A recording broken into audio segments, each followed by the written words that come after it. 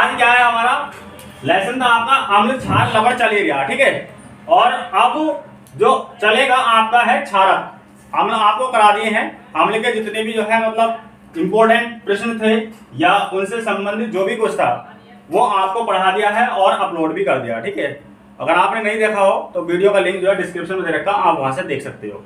तो आज पढ़ाया जाएगा क्षारक यानी कि क्षार। क्षार क्या होते हैं, इनका स्वाद कैसा होता है, कैसे दिखते हैं और इनके अंदर क्या क्या क्वालिटी होती है, ठीक है। तो आज क्या है हम यही सब जानेंगे और हो सकता है कि आज आदमी इस सारे लेसन को कर लें कंप्लीट, ठीक है। तो ज्यादा टाइम वेस्ट नहीं करते हैं यहाँ पे बातों में और करते हैं आज का सेशन स्टार्ट।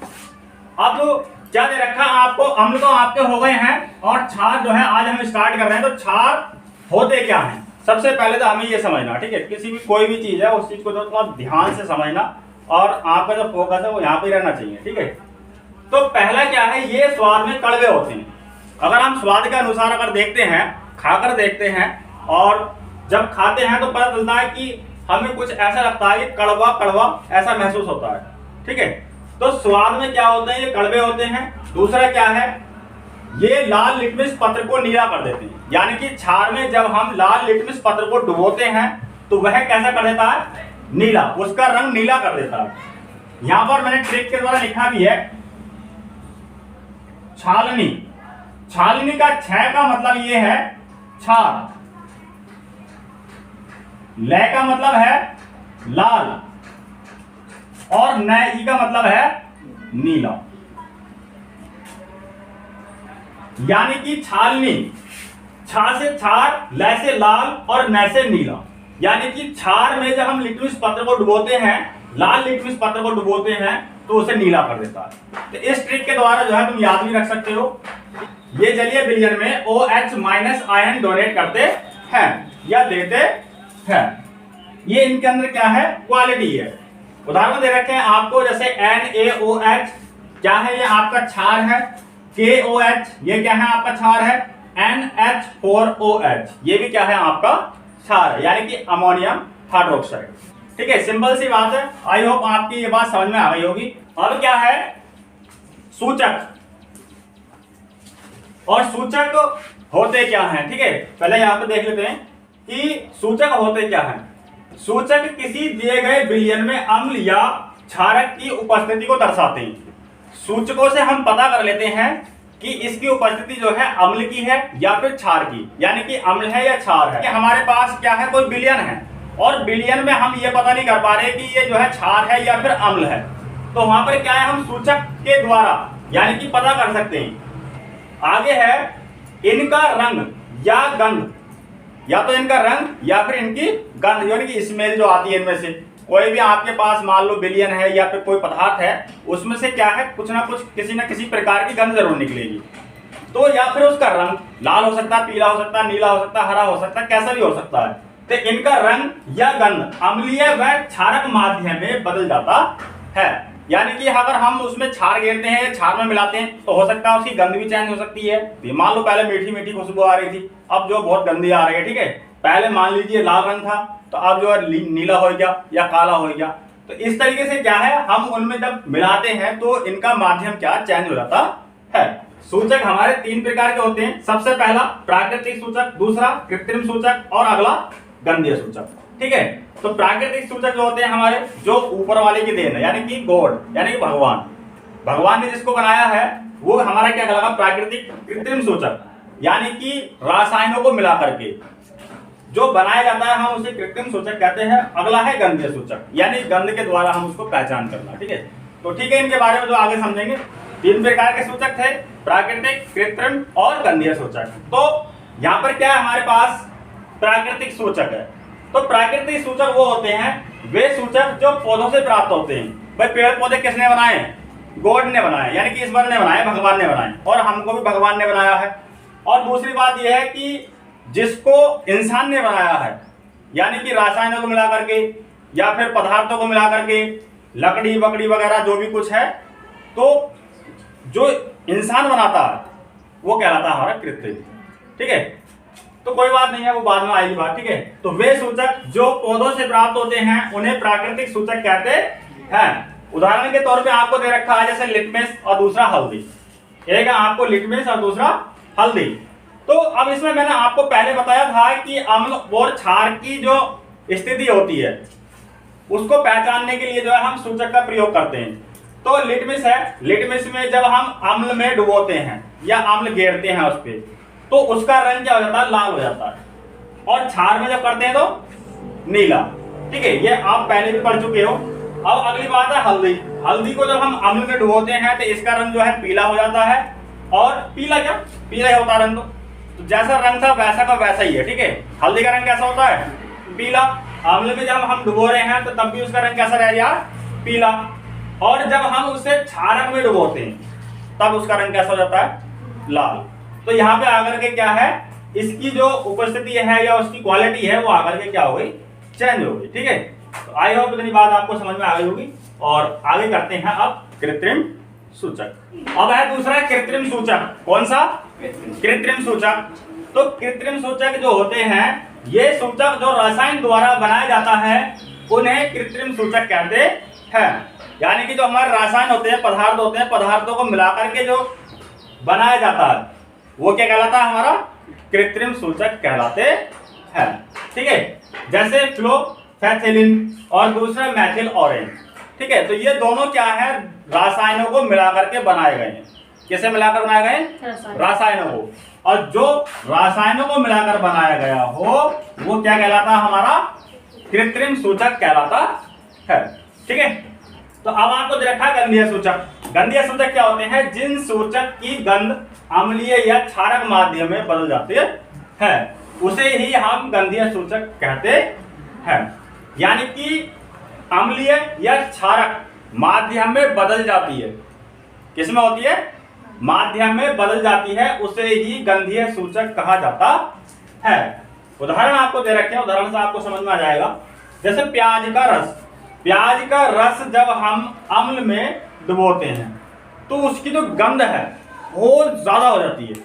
एक तो पहले जो है क्या है, प्याज में गंध जो है बहुत आती है, और हम अम्ल में अगर उसे डुबोते हैं तो उसकी गंध क्या है, वो डबल हो जाती है, यानी तीक्ष्ण हो जाती है।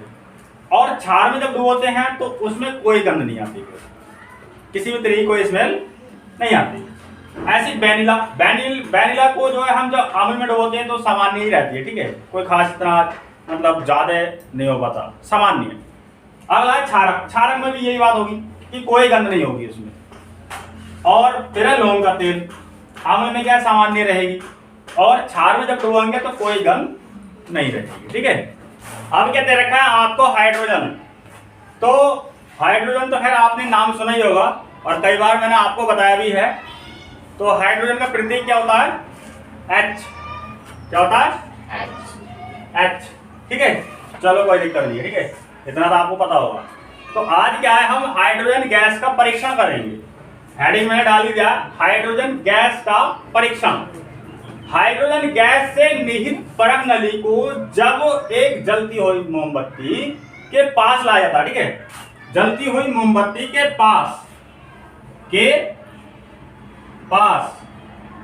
लाई जाती है। ठीक है, सॉरी यहाँ पे रह गया था लिखने से, तो यहाँ पे जो है इन दोनों के बीच में के पास लिख लेना। ठीक है, जलती हुई मोमबत्ती के पास लाई जाती है तो पोप की ध्वनि उत्पन्न होती है। पोप का मतलब होता है पटाखा सा, क्या, पटाखा सा। ठीक है, तो मैंने यहाँ पे क्या है, ये स्ट्रक्चर बनाया है, और इस स्ट्रक्चर में आप देख सकते हो कि इसके अंदर क्या है, कुछ पदार्थ हैं। ठीक, जिसमें कि HCl और प्लस Zn, यानी कि हाइड्रोक्लोरिक अम्ल भरा हुआ है इसमें, और क्या है, जिंक के टुकड़े गिरे हुए हैं इसमें। तो यानी कि दो चीजें इसके अंदर हमने भरी हैं, हाइड्रोक्लोरिक अम्ल यानी कि HCl और दूसरा जिंक। ठीक है, जब इन दोनों का रिएक्शन होता है तो इसमें से क्या है, गैस निकलती है। क्या निकलती है, गैस। और यहाँ पे क्या है, हमने क्षार है ये, यानी कि साबुन का पानी। साबुन जो होती है वो क्षार की होती है। जब यहाँ से ये गैस निकल के जाती है, यानी कि हाइड्रोजन ही आई, तो इसमें क्या है, ये बुलबुले से निकलते हैं। आपने देखा होगा कि जब तुम छोटे छोटे होगे तो वो जो आता इसमें जो लाते हैं, है ना, तो वो उसमें निकलते हैं गुब्बारे से, और दो चार जनों को इधर खड़े करते हैं तो फट है ना, अतः इसलिए मैं हाथ लगा तो क्या हो गया, पटाखा छुट गया ना। और वो जो क्या है, जो बबल्स निकलता है उसमें से गुब्बारा सा वो फूट जाता है। अगर ना भी फोड़ोगे तो कुछ टाइम थोड़ा सा ऊपर जाएगा, खट जाएगा, अपना आप फूट जाएगा ना। तो तुमने साबुन का पानी या सरफ का पानी आपने जो क्या है एक बर्तन में घोला और फुकनी ली या रसले में डुबोया, इसमें कर दिया, तो उससे क्या है एक गुब्बारा सा निकलता है, ठीक है। तो वो क्या है तो अपने बचपन की आदत है, ठीक है। बचपन में हमने करा है खूब। अब तो ना करते हो तुम, करते हो, कुछ करते होंगे तुम में से, अब मत किया करो, ठीक है, बटे हो गए तुम।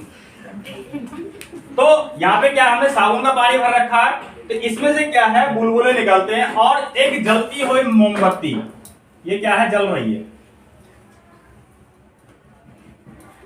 इसके पास लाया जाता है, ठीक है। तो ये क्या फट जाता है, पॉप की ध्वनि होती है, ठीक है। परीक्षण को आप घर पे भी करके देख सकते हो, कोई दिक्कत नहीं, ठीक है। तो उसके लिए आपको HCl + Zn की जरूरत पड़ेगी, उन दोनों को मिक्स कर लेना। जब इन दोनों में रिएक्शन होता है तो हाइड्रोजन गैस यहाँ पे आती है और इस हाइड्रोजन गैस को क्या है हम साबुन के पानी में क्या है कर देते हैं, ठीक है। और जब ये डूबती है तो यहाँ से क्या है, अब जब बचपन में आपने देखा होगा कि जब तुमने ये काम किया है तो उसमें से जब बैलून सा निकलता है तो इसमें भी बैलून से अपने आप ही निकलेंगे, ठीक है। अब मोमबत्ती लेके बढ़ना फट फट फट, ठीक है। चित्र के अनुसार आप समझ गए होंगे, अगर थोड़ा बहुत अगर डाउट भी रह गया है तो वो यहाँ क्लियर हो जाएगा, ठीक है। तो अम्ल व क्षार के रासायनिक, जैसे धातु अम्ल व क्षारक के साथ अभिक्रिया, यानी दोनों यहाँ पे दे रखे हैं आपको, तो ठीक है, इसको छोड़ते हैं। अब यहाँ पे आते हैं, तो यहाँ देखिए सबसे पहले यहाँ दे रखा है अम्ल के साथ, सबसे पहले अभिक्रिया हम किसके साथ करेंगे, अम्ल के साथ। तो इसमें क्या है, एक तो हमें पदार्थ लेना होता है अम्ल और प्लस एक लेनी होती है धातु, ठीक है, क्या धातु। तो अम्ल के साथ जब हम धातु को लेते हैं तो उसमें से क्या निकलता है, एक तो लवण और दूसरा हाइड्रोजन गैस। कहने का मतलब जब यहाँ पे देखो, यहाँ समझो, धातु अम्ल, क्या चीज, धातु अम्ल व क्षारक के साथ अभिक्रिया। यहाँ पे मैंने अम्ल को ले लिया और प्लस यहाँ पे क्या ले लिया, धातु को। तो अम्ल और धातु को मिला करके यानी 2HCl + Zn को जब हमने मिलाया और अभिक्रिया करी तो हमें यहाँ पर क्या मिला, लवण। ये क्या है हमारा लवण, और यहाँ पे क्या निकलेगी हमारी हाइड्रोजन गैस, क्या सही है। ये तो कंपल्सरी है, यानी एक तो लवण बनेगा ही बनेगा और प्लस ये तो हाइड्रोजन गैस निकलेगी। जैसे हमने अभी हाइड्रोजन गैस का परीक्षण करा था तो उसमें से भी जो गैस निकल रही थी, कौन सी निकल रही थी, हाइड्रोजन। कौन सी गैस निकाल लो, हाइड्रोजन। क्षार के साथ और करके देखते हैं, तो हमने क्या यहाँ पे क्षारक ले लिया प्लस धातु ले ली, और इससे भी हमारे क्या निकलेगा, लवण निकलेगा। देखो H2O यहाँ भी निकल रही है, यानी कि हाइड्रोजन यहाँ भी निकलेगी। तो 2NaOH + Zn, ये क्या है, हमने धातु ली और ये क्या हमने क्षार ले लिया। इन दोनों को जब मिलाया अभिक्रिया करी तो हमें यहाँ पर क्या मिलता है, Na2ZnO2, यानी कि ये क्या है हमारा लवण है, ये क्या है लवण, और H2 हमें यहाँ पर भी मिल रही है, ठीक है। तो कहने का मतलब ये है कि चाहे तो अम्ल है या फिर क्षार, दोनों स्थिति में अगर हम अभिक्रिया करते हैं धातु के साथ तो हमें हाइड्रोजन प्लस लवण प्राप्त होंगे ही होंगे, ठीक है। आई होप इतनी बात आपके समझ में आ गई होगी। अगर कोई डाउट रह गया हो तो पूछ सकते हैं।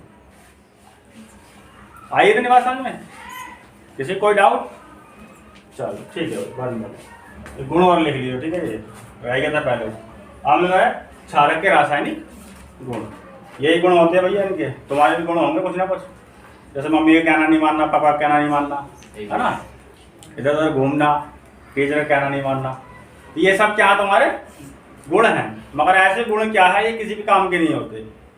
अगर बैड यानी कि बुरे गुण अगर तुम्हारे अंदर हैं तो उन्हें जो है बाहर निकाल फेंको, ठीक है। तो किसी भी काम के ना, तेरे पास ना, तेरे अंदर तो ना ऐसे गुण ना है, चलो अच्छी बात है, ना होने चाहिए, ठीक है।